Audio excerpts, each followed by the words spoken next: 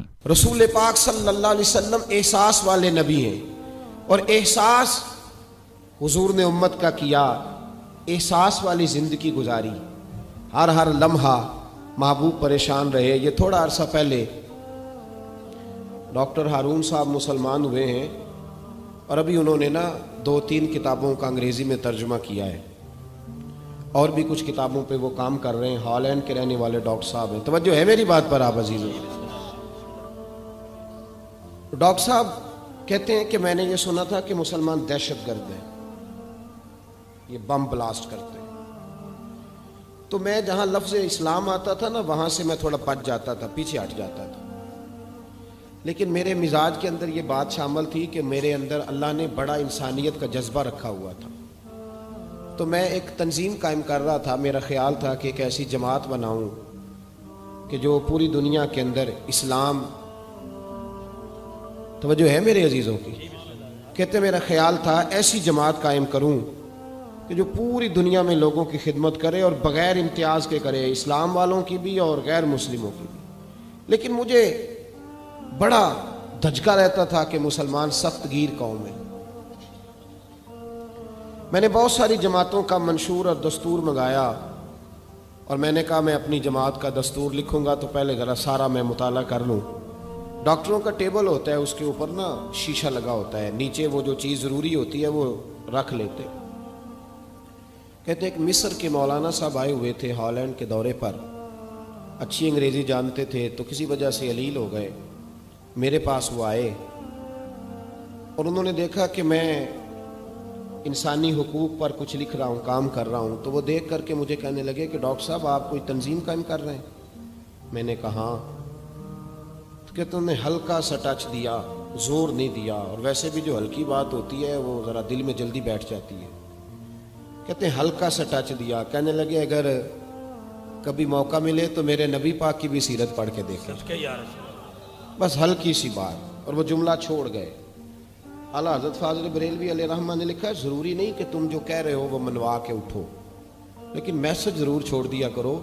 جب انسان کے ذہن میں بات ہوتی ہے یہاں سٹاک ہوتا ہے جب بات کا، تو جب وہ کام کرنے لگتا ہے تو ایک دفعہ وہ بات سامنے ضرور آتی ہے، کہہ دیا کرو۔ انہوں نے کہہ دیا کہ ڈاکٹر صاحب ایک دفعہ حضور کی سیرت بھی پڑھ لیں۔ کہتے ہیں میرے ذہن میں بات بیٹھ گئی، مصروف آدمی تھا، زیادہ تو نہیں میں مطالعہ کر سکتا تھا، لیکن میں ایک دن 10 منٹ گھر میں ملے تھے تو میں کمپیوٹر پہ بیٹھا، اور میں نے کہا کہ انگریزی میں جو کتابیں حضور سید عالم صلی اللہ علیہ وسلم کی سیرت کی ہیں ان کو ذرا دیکھتا ہوں۔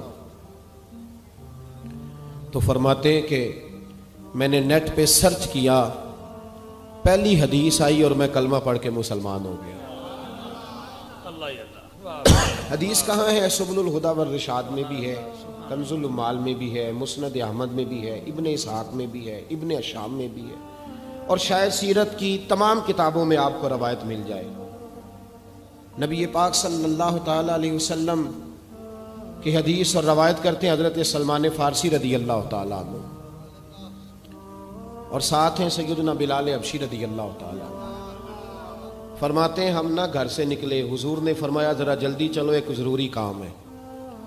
فرماتے ہیں بڑی تیزی کے ساتھ آج روٹین سے ہٹ کر محبوب نے تیز تیز قدم مبارک اٹھائے، تیز تیز، اور فرماتے ہیں ایک گلی ہم نے کراس کی، دوسری گلی میں جو پہنچے تو پھٹے پرانے کپڑے، سادی سی بی بی، اور حالت بتاتی تھی کہ بیچاری کسی غریب گھر کی ہے۔ وہ سڑک پہ کھڑی تھی اور رو رہی تھی۔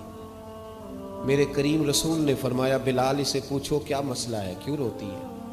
تو حضرت سلمان عرض کرتے ہیں میں نے کہا حضور میں پوچھ لیتا ہوں، آپ جائیے، کام بڑا ضروری ہے جو نکلیں، میں معلومات کرتا ہوں۔ تو محبوب نے فرمایا نہیں، اس کے آنسو پوچھنے سے ضروری کوئی کام بھی نہیں، پہلے اس کی داد رسی ہوگی، اسے پہلے پوچھا جائے گا۔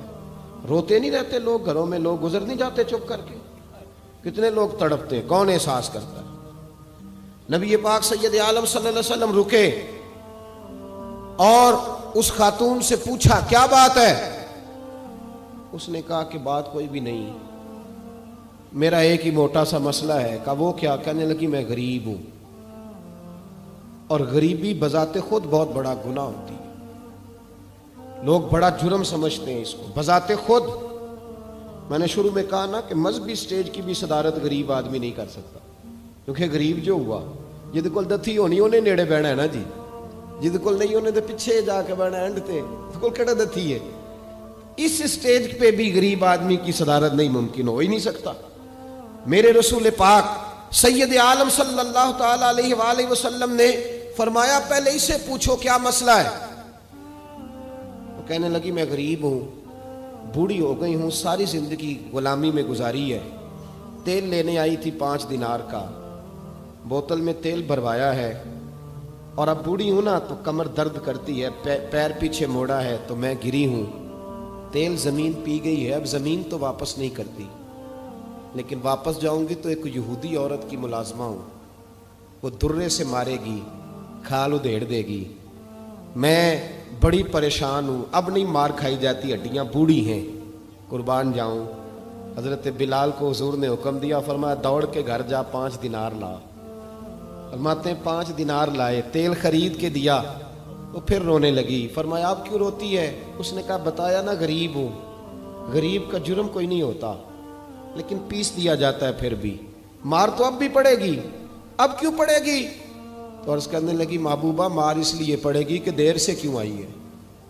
तो मेरे करीम रसूल और वो बीबी हुजूर अभी आए हैं मदीना तैयबा, इमाम यूसुफ सालिही फरमाते हैं अभी आए थे हुजूर, सुबुलुल हुदा वर रिशाद के मुसन्निफ कहते अभी आए थे नबी पाक, वो जानती भी नहीं थी। तो सैयद आलम सल्लल्लाहु ताला अलैहि वसल्लम ने फरमाया अच्छा मार पड़ेगी? कहा ओ भाई काउंसलर जो कल आपको कह रहा था ना मैं आपका खादम हूं, काउंसलर बेगुनाह, बल्कि हमारे SHO साहब अगर चौधरी पे पर्चा आ जाए तो उसको टेलीफोन करके पूछते हैं साहब जी ਤੁਹਾਡੇ खिलाफ दरखास्त आई है, की करना है? तो गरीब आदमी बेचारा, उसकी गलती ये थी कि वो गरीब था तो उसने रेड़ी लगा ली चौक में, उसको दबोच के ले गए, तेन पता नहीं इतने नहीं खलोई था। तो उसके पास कुल इन्वेस्टमेंट ही 5000 थी, सारा ले गए। फिर वो काउंसलर साहब के पास चला गया, सर मेरे नाल चले आ जाए जरा, मैं थाने जाना। उन्हें कहा गड्डी कराई आ, पैसे है नहीं, एवं थाने जाइदा है। अब वो गाड़ी लाया है, पता नहीं कहाँ से लाया है, थाने पहुंचा है। और ये है हमारा हाल कि वो SHO भी बैठा है कुर्सी पे और काउंसलर भी कुर्सी पे बैठा और वो गरीब पैरों में बैठा है और हाथ बांध के कह रहा मेरी रेड़ी दे छो, मेरियां 4 धियां ने तो मैं शामी खाना खड़ना है। किधर गया उम्मत का वो ज़ौक़? सारी जिंदगी नाते सुनने वालों बताओ तो सही, नात ने तासीर क्या दी है रूह को? अगर अभी भी गाड़ी गरीब के पास खड़ी नहीं होती तो फिर क्या असर हुआ सारी जिंदगी नात सुनने का? मेरे मुस्तफ़ा करीम सैयद आलम सल्लल्लाहु ताला अलैहि वसल्लम ने फरमाया उस खातून से यहां काउंसलर साथ नहीं जाता, कहता कर दिया टेलीफोन, सवेरे 9 बजे पहुंच जाना। पर कायनात की सबसे मुअज़्ज़ज़ शख्सियत हजरत सैयदना बिलाल हबशी रदी अल्लाह ताला अन्हु फरमाते हैं मेरे नबी पाक ने फरमाया बीबी चल मैं तेरे साथ चलता हूं। गोया अल्लाह की सारी रहमतें उसके साथ साथ चलने लगी। और आगे आगे नहीं, सारी किताबें पढ़ लो, वो फटे पुराने कपड़ों वाली बीबी आगे आगे और अल्लाह के करीम रसूल पीछे पीछे। सारी गलियां उसने फिराई, मदीने की सहरा आ गया। एक दरवाजे पे दस्तक दी, से मालकन आई। वो बीबी बाद में कहती है मैं भी बड़ी डाढ़ी थी, ताकत ही नहीं थी मेरे सामने को खड़ा हो सके, लेकिन जब मैं बाहर निकली तो मैंने नूर के हाले में लिपटी हुई एक अजीम हस्ती को देखा। फरमाते महबूब के गोरे चिट्टे रंग के ऊपर काली जुल्फें और महबूबे पाक की मुकद्दस आंखें जब तक बात करते रहे नजरें जमीन पे झुकी रही। शर्मो हया वाले रसूल ने बड़े मीठे, बड़े धीमे, बड़े खूबसूरत लहजे में कहा। बरेली के इमाम फरमाते हैं नीची नजरों की शर्मो हया पे दुरूद। बड़े धीमे लहजे में फरमाया तेरी नौकरानी है तेरी। औरत कहती है मैं तो हुजूर के जलवों में महव हो गई कि सादगी में इतना हुस्न मैंने देखा ही नहीं, तेरी नौकरानी है। कहा तो मेरे महबूब ने फरमाया बेचारी की गलती कोई नहीं, इसे मारना ना, इससे तेल गिर गया था, नया खरीदते देर हो गई, रो रही थी तो मैं सिफारिश करने आया हूं। वो खातून कहती है किसी की नहीं मानी थी, पर महबूब के जुमलों में तासीर इतनी थी कख सवाद नहीं मिश्री अंदर, असा खंडा भी चख डिठियां, इन्हां सारियां शैवां नालों गल्लां सजन दियां मिठियां। فرماتے ہیں نبی پاک صلی اللہ تعالی علیہ وآلہ وسلم نے فرمایا کچھ نہ کہنا. کہنے لگی نہیں کہتی، میرا وعدہ رہا، کچھ نہیں کہوں گی. اب میرے حبیب نے پھر نظر اٹھائی اور اس غریبنی کی طرف دیکھا اور فرمایا تو اگر کہے تو میں جاؤں، تو اگر کہے تو میں خود بھیک دیں، خود ہی کہے منگتے کا بھلا ہو، تو اگر کہے تو میں جاؤں. اس نے خراج پیش کیا تو چند آنسو گرائے. کہنے لگی محبوبہ جیسے بندہ نوازی. حضور نے رخ پھیرا. حضرت بلال کہتے ہیں میں پیچھے رہ گیا. میں پیچھے رہ گیا تو وہ دونوں بیویاں دوڑ کے میرے پاس آئیں. کہنے لگی بتا تو صحیح ہے کون، یہ بتا تو صحیح کون تھے. تو حضرت بلال کہنے لگی تم نہیں جانتے. جناب بلال فرمانے لگے یہی تو ہیں جنہیں اللہ نے سچا رسول بنا کے بھیجا ہے. بیبیاں دوڑ کے آئیں. کہنے لگی محبوبہ دروازے تک آئے ہو تو خالی تو نہ لوٹاؤ، مہربانی فرماؤ ہمیں بھی کلمہ پڑھا دو. ڈاکٹر ہارون کہتے ہیں وہ بیبیاں وہاں کلمہ پڑھ رہی تھی اور میں حدیث پڑھ کے کلمہ پڑھ رہا تھا. بھائی